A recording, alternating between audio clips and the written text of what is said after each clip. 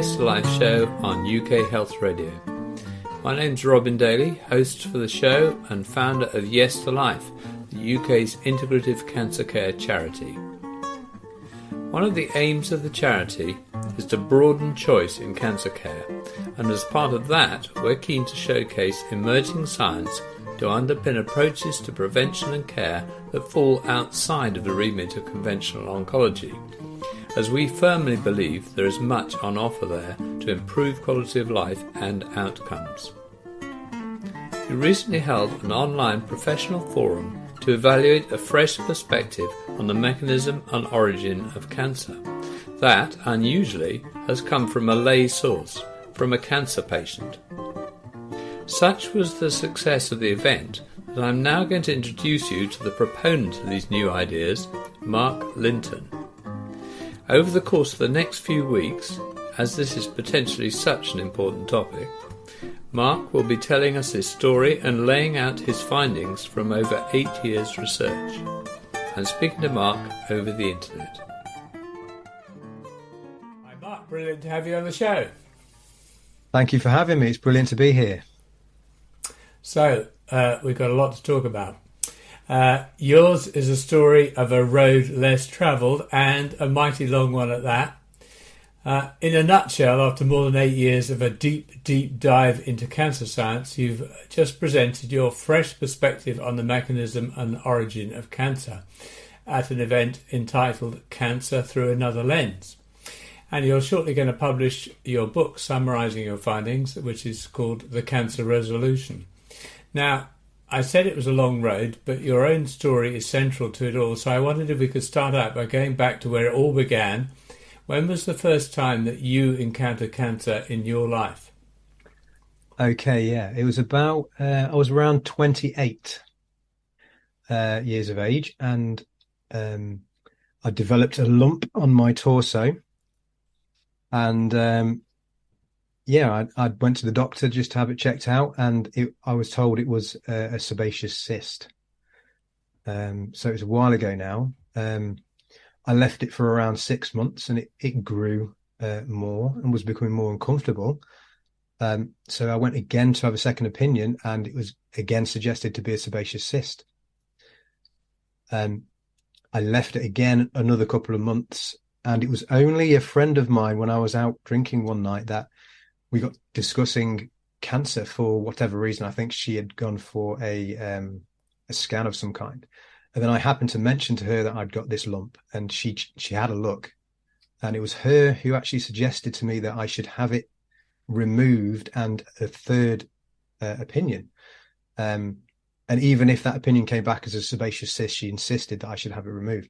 So really it's down to her, the reason for me going to get a third diagnosis and then having it checked out again. So I went for a third checkup, and again it was suggested that it was sebaceous cyst, even though it changed in colour and was a lot larger than it was before. But at that point I did insist that I had it taken out.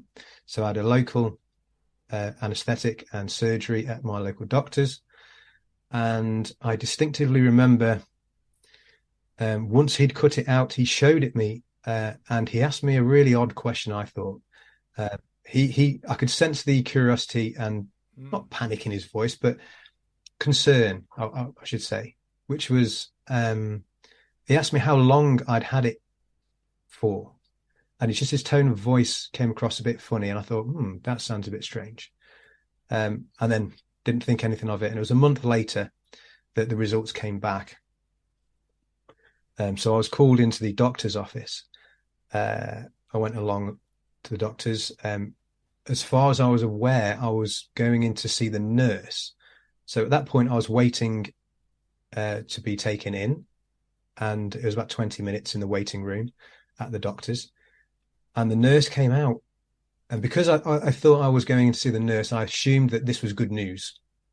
But then the nurse came out, and she realised that she was down to see me, and then she must have obviously seen the details to show that it was cancer. And she came out and she apologised that she couldn't speak to me. I would have to see the doctor. So she referred me quickly over to a doctor, and I was there for another 20 minutes in the waiting room.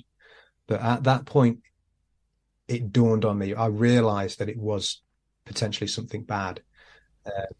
And that was the longest 20 minutes of my life. I bet. Just sitting there on my own in the treatment room. And then I was called in, and of course, I got the diagnosis that it was cancer. So amazing, really, that, I mean, it's not an uncommon story, but amazing that you'd actually been proactive about asking about this on 3 occasions.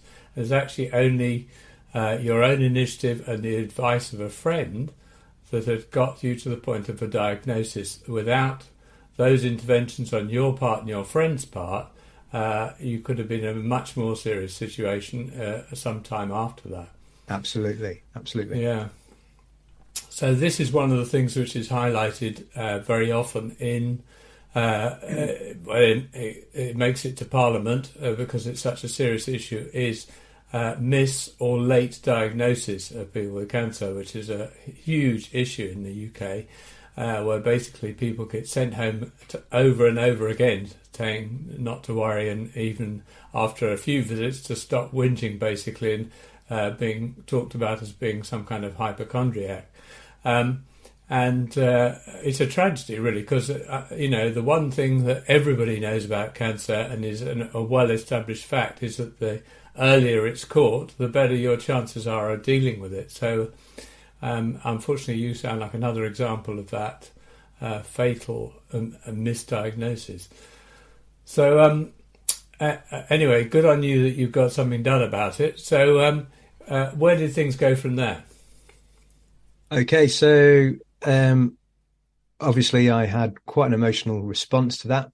First, it was denial that, the big C had come to me at such an early age. Right. And then I felt just the feeling of shock, and then the feeling of noticeably being alone. Like even though my family was around me,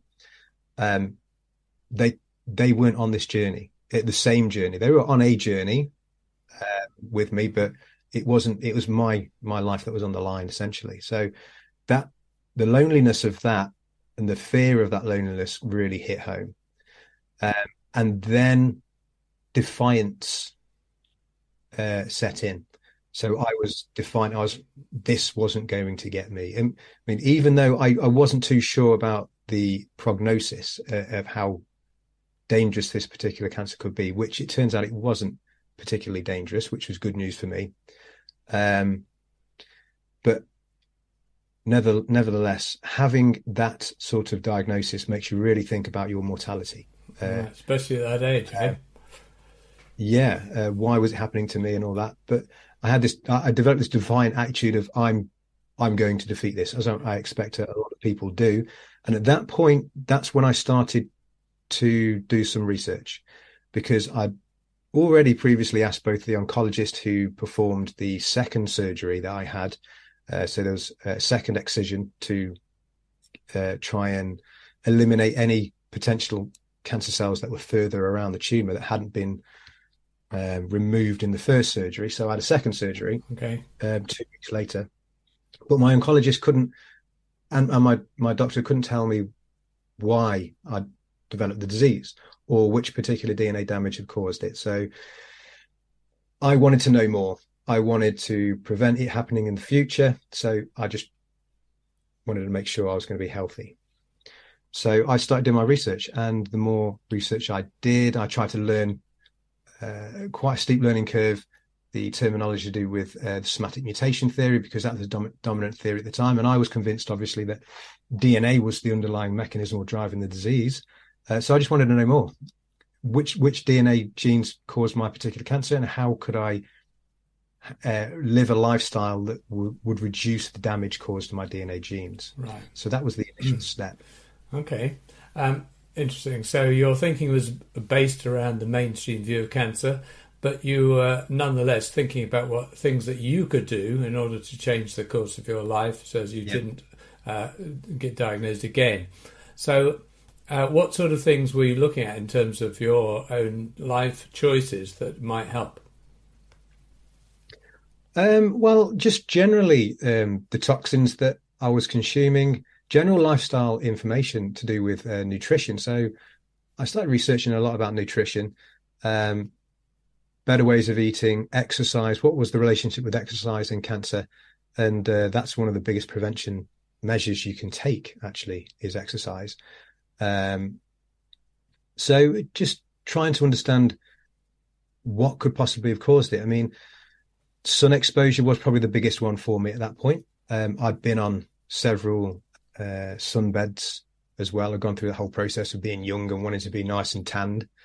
So I'd had some of them. So I just assumed it was radiation damage to the DNA. But again, I was trying to work out, do I have susceptible DNA genes, particular DNA genes that are more easily damaged than others? So it was just down this route of trying to work out what genes and establish what genes were associated with cancer more than not, and then trying to marry them up to the tumor that I had.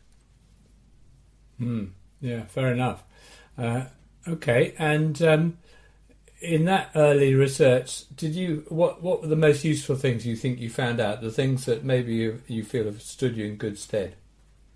Well, the overriding aspect or fundamental thing that came to the forefront was that the more research I did, the more I felt that the disease was incredibly complex. And then from that, it became apparent that scientists were still struggling to understand the link between DNA and cancer, the DNA damage or mutation and cancer, I should say. And that really astounded me that there seemed to be no particular connection that could be identified. And then from that, I started looking, I stumbled across the metabolic theory and then other theories as well. So I've done essentially about 4-month intense deep dive into the research of the somatic mutation theory. And then because it seemed so confusing, not just from my perspective, but it was apparent from the perspective of scientists studying the area that it was unbelievably confusing and complex for them. That's when I stumbled across the metabolic theory, and I realized that, okay, there's other perspectives, there's other theories. I just wasn't even aware. Nothing suggested to me by my oncologist or my doctor to look at things in a different way or consider consuming foods or diet in a different way, or that there was even a different theory. So that initially astounded me, that there was all this other information out there, and the metabolic theory has been around for a very long time, and yet I was completely unaware of it until I'd done a deep dive into the field, and that just sparked off my curiosity in thinking, well, there's more to this disease than the mainstream view presents. Okay, so how much did this discovery of the metabolic approach change how you looked at your own situation and what you were going to do about it? Well, I wasn't just looking at the metabolic theory as such. I was looking at a number of them, because there was the viral theory of cancer, aneuploidy theory, and all these other theories sparking off from really the somatic mutation theory, and even getting involved in stem cells, because I've always been interested in biology anyway, human biology. Right. So I kind of I knew it was a new field to me, but it felt comfortable doing this sort of research. So I was looking at all sorts of things, but particularly it was diet, reducing glucose, which was glucose consumption, or at least processed foods and those aspects of the disease. But I think the issue for me at that point was I did do a deep dive for 4 months, and all this information came to the fore. But after that, I'd had my second surgery, and then shortly after the oncologist had confirmed that they'd removed all of the tumor, I was then put on a program to go back for checks for several years afterwards. But at that point, in my head, I was confirmed to be cancer-free. Right. So my research stopped. Well, I'd gained enough information to realize that I needed to change my diet. I needed to exercise more. I'd drawn that conclusion at least. And I'd stopped going down the route of investigating the somatic mutation theory in great detail because I realized how complex it was, and it wasn't something that I could do to, shed any new light on the disease or help myself in that way, because it was so complex. It was really in the realm of the very clever scientists that are already looking at that aspect of the disease. So I kind of felt confident in going forward with my life as it was. And I stopped doing the research because I felt, I'd been lucky. I'd got rid of the disease through this surgery. And I just developed an insight that improved my health somewhat. UK Health Radio, the station that makes you feel good.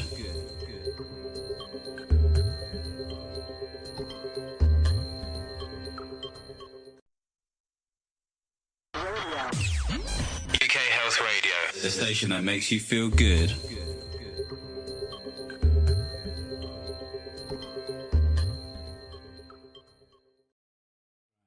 Okay, so from the oncologist's perspective there, that was the end of story. It was satisfactory treatment with surgery alone, so they weren't suggesting any other kind of chemotherapy or radiotherapy or anything like that? No.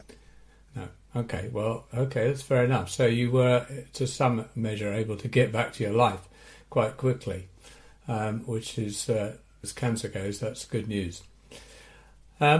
Okay. But that wasn't to be the end of the story, was it? I mean, cancer was to blight your life a second time. So would you tell us about that? Yeah, unfortunately, several years later, my wife's best friend, Sam, who we all used to work together and were good friends with, she developed a swollen leg at one point. And then she went to the doctors to find out the reason for this. And it transpired that she had cervical cancer that had already spread to her lymph nodes. So during this time, I realized that, I wanted to help in any way that I could outside of the normal scope. Her family and friends are absolutely fantastic, all raising money, helping her emotionally and physically as they could.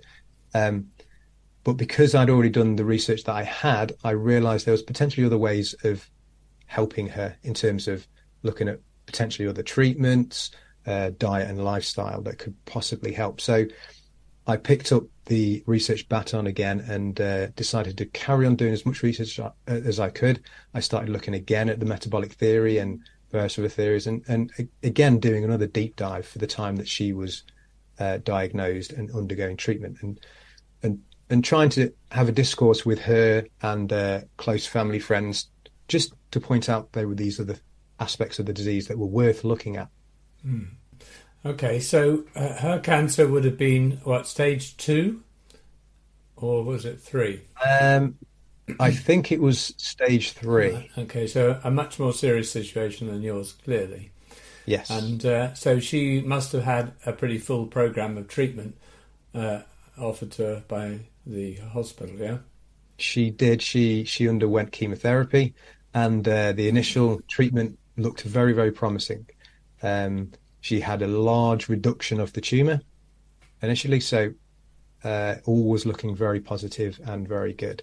I was skeptical at this point because I'd done quite a lot of research on chemotherapy treatment, and I was just concerned that, that we couldn't say we'd had a victory just yet, that it's quite common that the disease can begin to flourish in spite of the chemotherapy, and she may need to change to various other treatments. But it was a win at that point, so it was very good. Right. And how was your information that you gleaned received? Was it seen as a good addition to what was being done at the hospital, or somehow in conflict with it?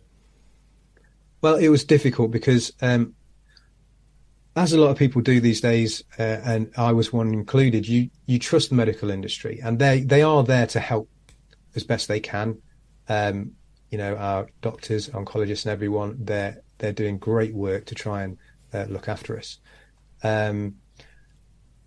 But my research started to conflict with the idea that we should just trust the medical establishment or just trust what we're being told by our oncologists. Just any mere suggestion that there is potentially something else we may be looking at that can benefit just seemed to, I don't know, it seemed to provide a conflict to Sam and some of her friends and family, that we should just really, trust in the professionals to do their job. And I can understand that. Sam was in a very difficult position. It was her life that was on the line, and she wanted the least amount of stress as possible. So I was trying to present information to do with diet and possibly look at the metabolic theory to show that there's another aspect to the disease that needs to be considered. But I was trying to do it in a way that didn't stress her out and allowing her to kind of lead the questions and conversation, as it were. Right.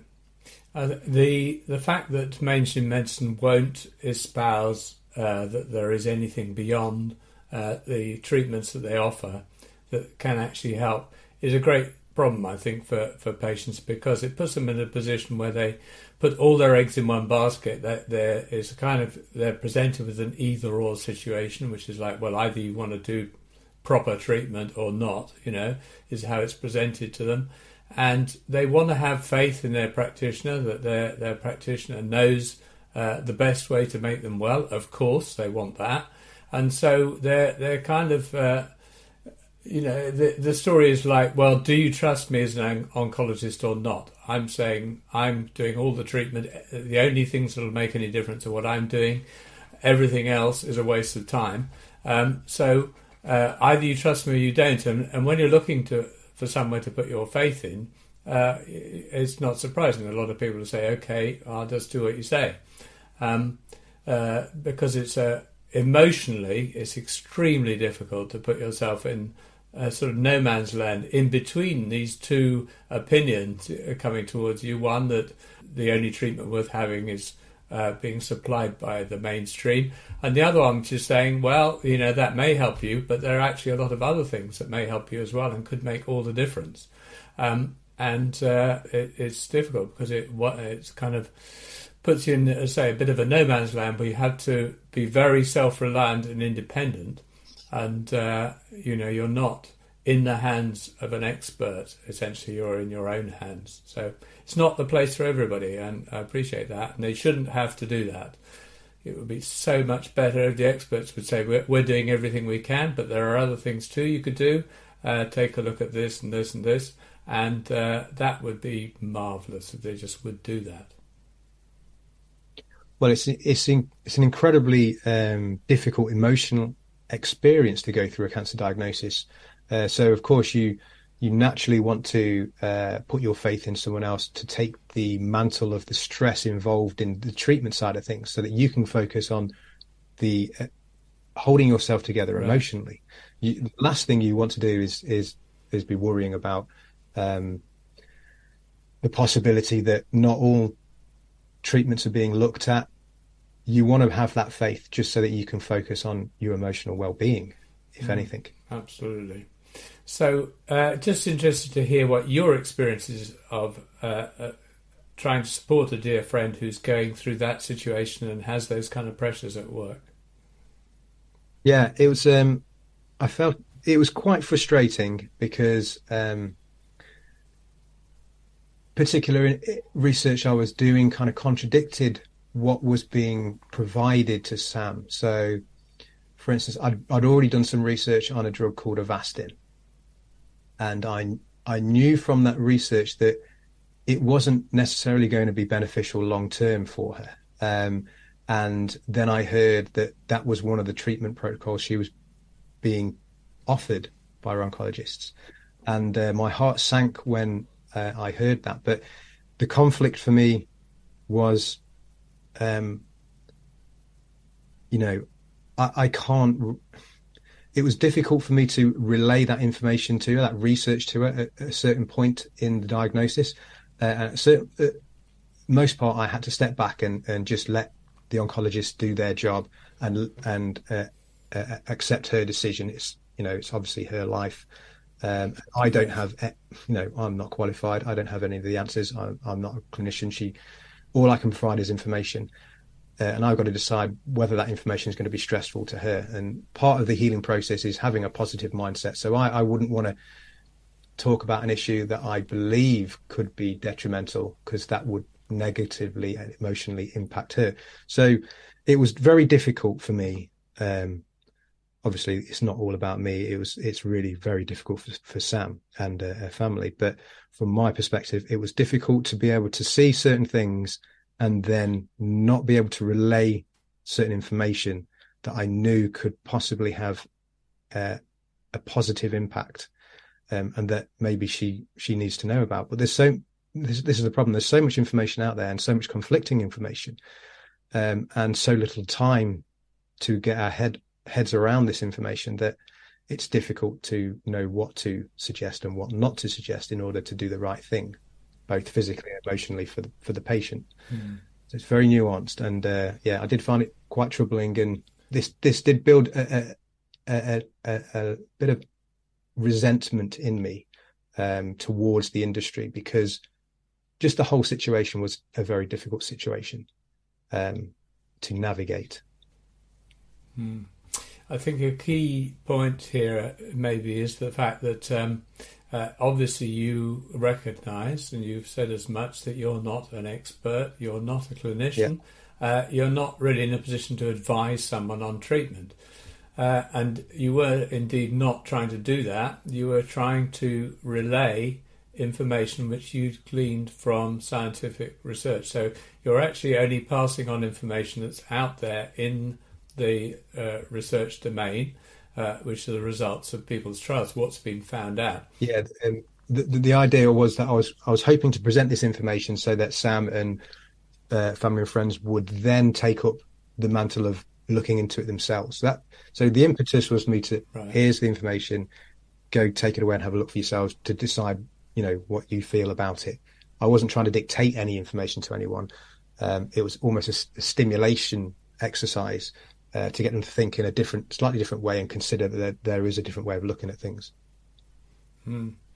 Right. So, and of course, it's hard to criticise that, as you're simply looking at scientific research. It's the same data that everybody has to look at, and there's nothing to say we shouldn't be looking at it, that you shouldn't be looking at it any more than anybody else. And everybody will have to agree that even though there may be a consensus about what's done in hospitals, there's no consensus about the science at all. So it's a perfectly reasonable situation when actually people don't know what's going on with cancer really, for there to be discussion about it, for there to be questions. Nobody has got the answers to cancer, least of all mainstream medicine. They just have the answers to some cancers in some people sometimes. And so it's... I think it's very bad that discourse and openness about discussing things is barred, basically, and it's emotionally impossible for people because of that. So, this is the I agree. It's the essence of scientific objectivity, isn't it? The ability to discuss things. And I know that the layperson isn't possibly thinking in a critical way in that manner, and especially I understand that you've got the fear factor. It's all emotional. So the last thing that the public want to deal with, or anyone associated with someone who's been diagnosed, is having to think about the extra stress of all these other aspects of the disease that need to be considered, and especially looking at scientific papers, because they're very difficult to understand, some of them. So I get why there's pushback. I get why it's very difficult. Most people really need to be emotionally aided through this process, even if they aren't going through cancer themselves, because it is such a really difficult process. And Sophie Savage wrote a brilliant book, I think, which highlighted the emotional stress involved, and that is something that really needs to be looked at for everyone involved. But she was great from the point of view that actually she wanted to deal with facts rather than sort of dogma or things that were just passed on as hearsay. She was really good at getting to some actual facts to deal with, and she was not one for things that would give her false hope. They were just sort of said in order to keep her happy. She didn't like that. She wanted the actual facts, and then she wanted to base her actions on the actual facts. That way she felt she had the best chance of finding a way ahead, which I would agree with. Yeah, if you don't really know where you are, how are you going to find your way forward? That seemed very pragmatic, but it's not for everyone. A lot of people would rather be not told where they are really, and just feel they're in good hands and being held, which is fair enough. There's you can't criticise anybody for that. You can't say anybody shouldn't do that. It's certainly not my way of doing things, but that's what some people want. UK Health Radio, the station that makes you feel good.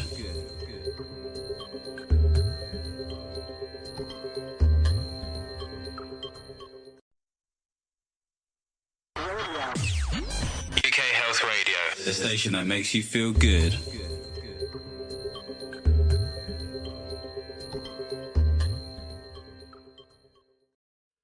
So, what happened in the end?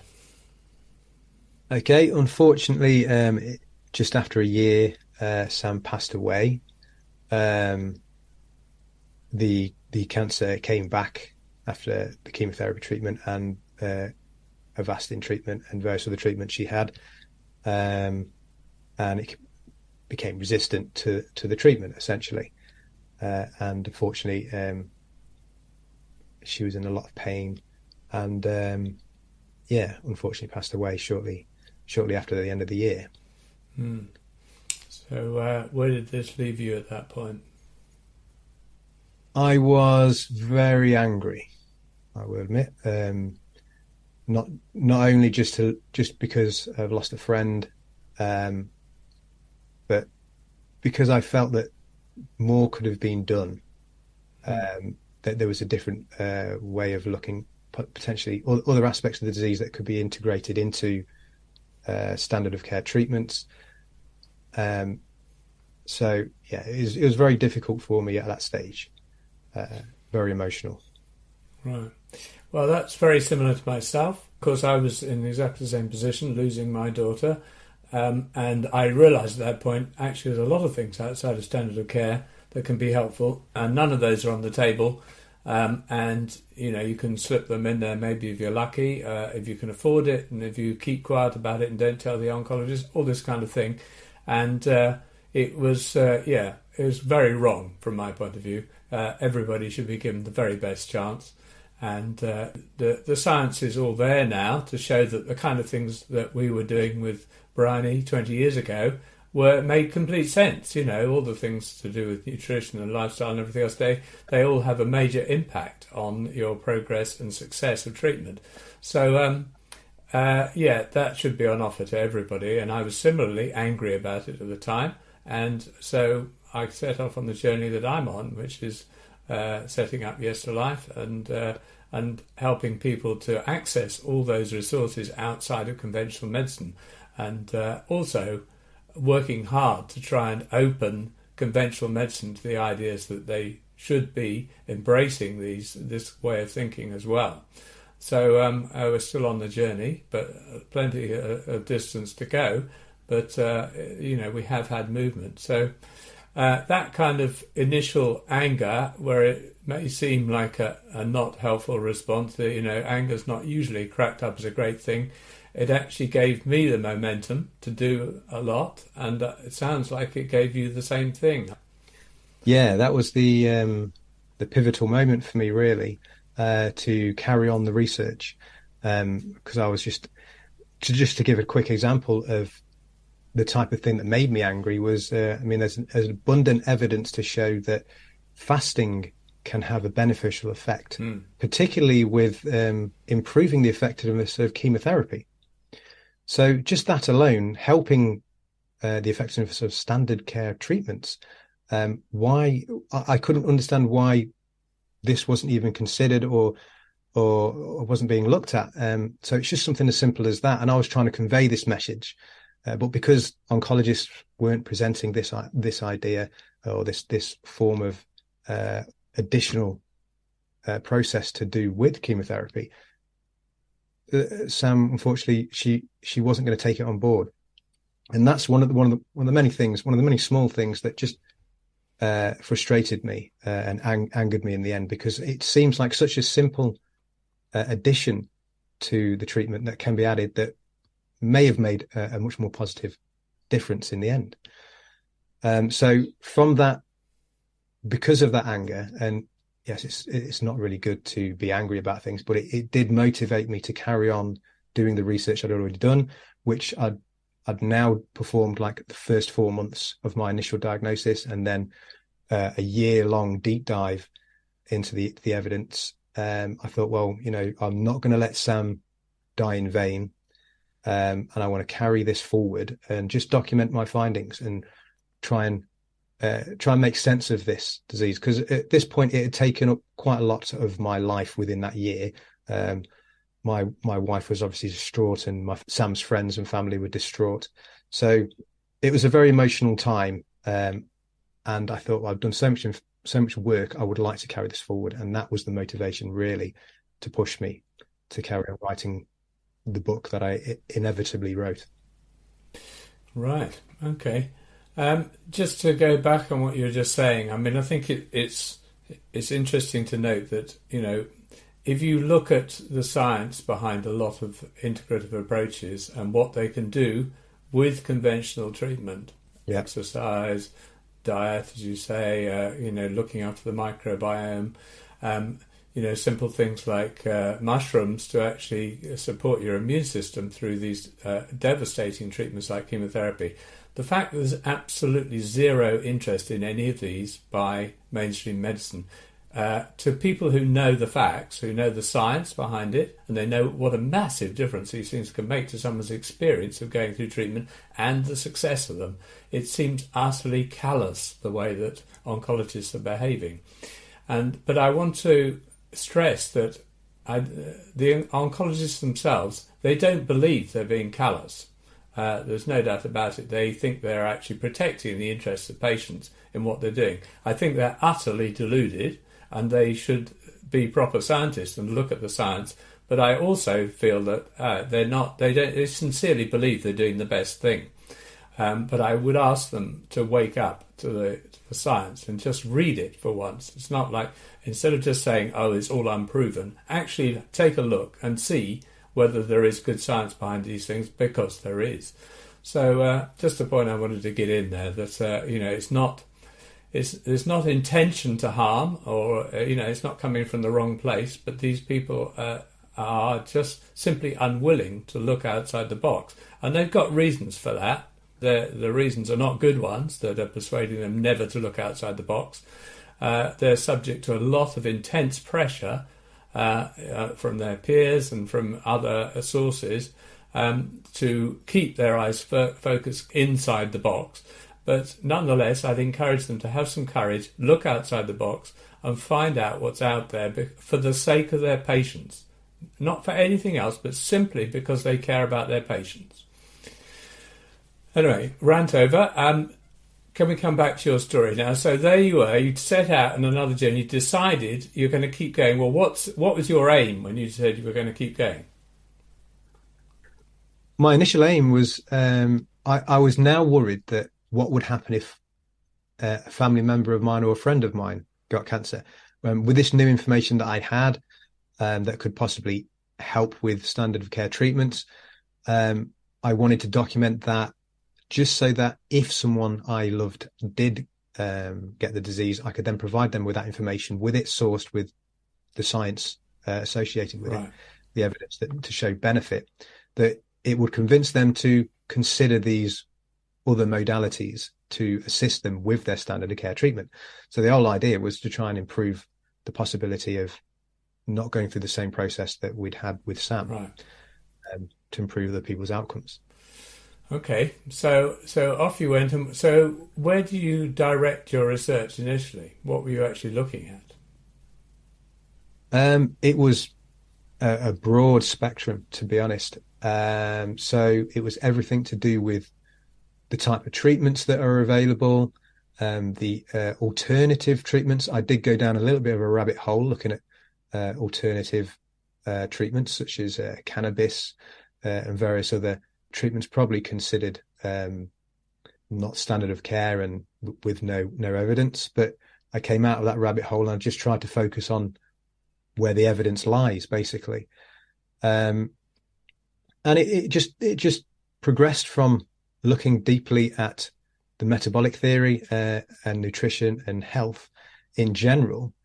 But then I wasn't satisfied with just finding treatments that would benefit. I was noticing that there was a lot of information regarding nutrition and certain compounds such as turmeric, garlic, all these natural compounds, honey, even, how they were benefiting cancer patients. I mean, I know these are anecdotal, but there's a lot of them out there. And it was obviously they were having a beneficial effect, but no one could really explain why. And that further fed my curiosity. I wanted to know why these particular treatments, why sulforaphane in broccoli was beneficial.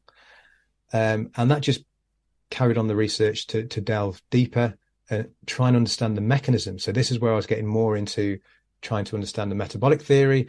And then I was trying to understand the mechanism as to why viruses and bacteria were causing cancer. And then that transpired into those particular viruses and bacteria were damaging DNA. And it all flowed on from there. I was like, well, if the DNA theory potentially has many issues, then maybe it's not DNA causing the disease. And then I hit on this notion of, okay, so we seem to have a lot of theories that talk about malfunction, how the cell goes wrong. And it doesn't seem to matter what causes that damage. So it could be an infection or it could be a carcinogen, it could be sunlight. But whatever happens, the cell goes wrong. And within my research, this didn't seem to start making sense to me. So I started realizing, well, okay, there's a particular consistency to the disease that seems to occur. And this was after I discovered the hallmarks of cancer. Now, the reason why I discovered the hallmarks of cancer was because I was just really interested in the details of the metabolic theory. So I contacted Professor Thomas Seyfried in Boston. And he surprisingly responded to me and suggested that the only way to really explain the disease in any particular formal way, it would be to use the hallmarks of cancer. And he explained that the metabolic theory explains most of them, if not all of them. And I thought, wow, this is an interesting way of looking at the disease through this consistent aspect. And it was just a process of looking at all sorts of aspects of the disease, immunology as well, that made me realize that there seems to be something that doesn't connect. There's this idea that randomness through multifactorial triggers and then randomness of damage, DNA damage, can cause the consistency of the disease. And that became a real big sticking point for me.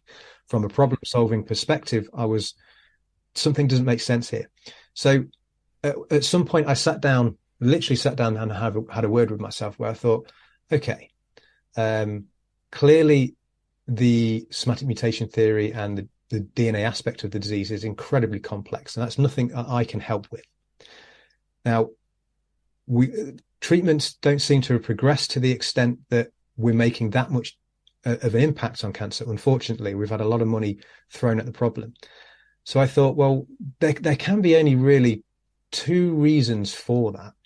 Oh, this is what I concluded. And the first reason is that just maybe DNA genetics of cancer are far too complex for us to understand at the moment. We don't have the technology to understand it. And that maybe the somatic mutation theory is correct, but we just need more time. We need to improve technology because it's so unbelievably complex. And that's only something that scientists really can deal with. That's not something I could deal with. So that's one potentiality, the reason why treatments aren't working as well as we hope they would be. The other potentiality is that just maybe the somatic mutation theory was wrong. This idea that random damage can cause consistency is wrong. And that's what I got on board with. I couldn't help with the first aspect because that's scientist domain, but I could possibly help with trying to work out if there's another aspect to the disease by going through the literature in the way that I did. From looking at it a problem-solving perspective, with the fact that randomness doesn't cause consistency.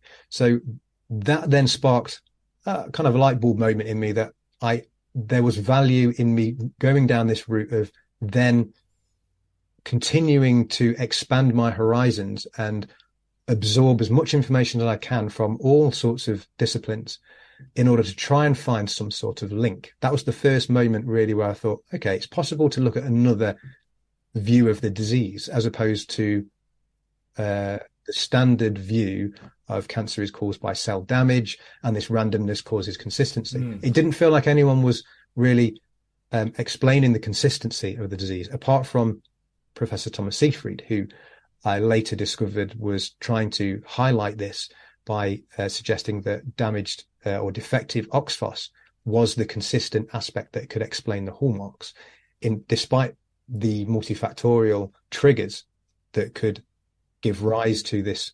damage to mitochondria. But it was a specific type of damage consistent with mitochondria that could explain the consistency of the disease. So that whole process of trying to marry randomness with consistency and realizing that there was this possibility that the somatic mutation theory could be incorrect, and entertaining that idea, that I don't think many do entertain that idea, that led me or gave me the impetus to further my research and carry on.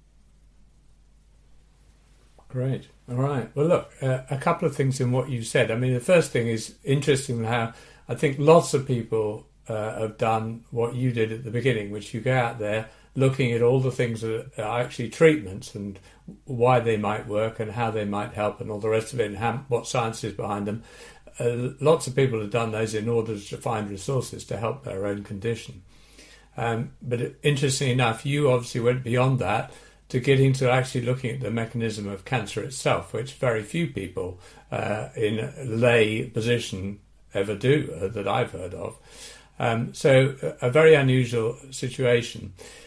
Also, I just wanted to revisit what you were saying about the hallmarks of cancer, because not everybody's familiar with these hallmarks. I thought it'd be good to just talk about them for a minute so people have an understanding of what we're discussing. I think the things to recognise is that these hallmarks are kind of universally recognised. Nobody's arguing about the hallmarks of cancer, whether they're right or wrong, or, it's not a theory. It's just actually an observation of the behaviours of cancer.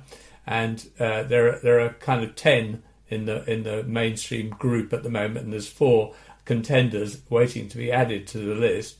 But it started off, I think, at about 6 or 7, and then it's grown to 10.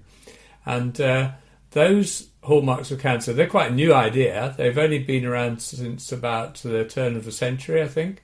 But they gained this enormous recognition, and they're very useful to pharmaceutical companies, because they actually, when you list the behaviours of cancer like this, you give them a list of targets for their drugs, basically. And so they love those.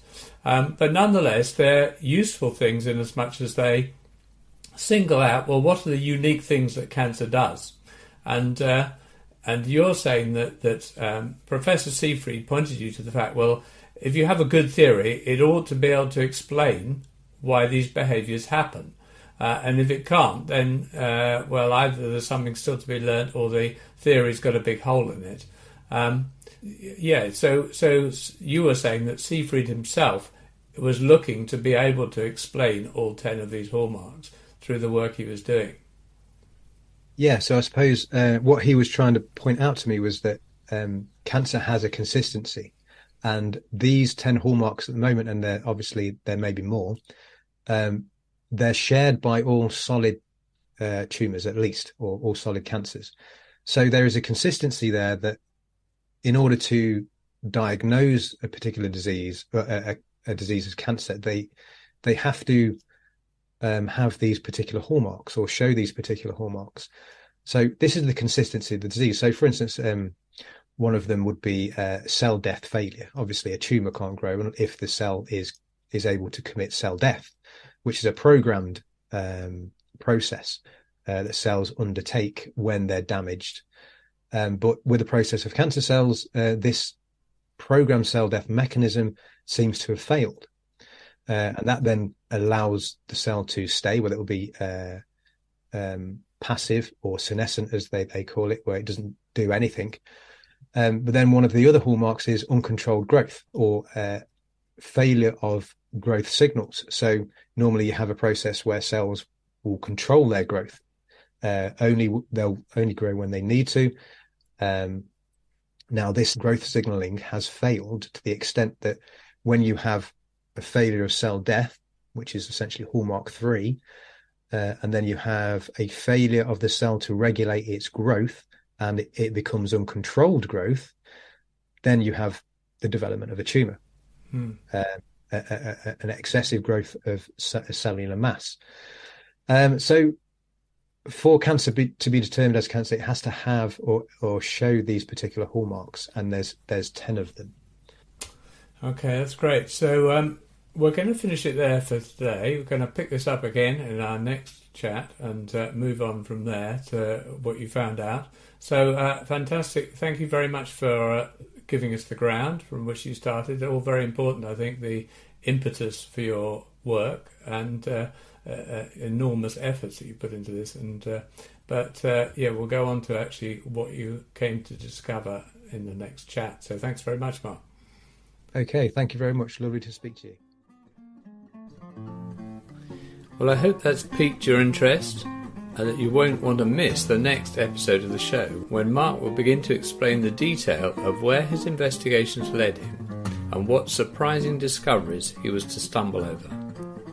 Please do join me for the next chapter in Mark's story next week here on the Yes to Life show on UK Health Radio. Goodbye.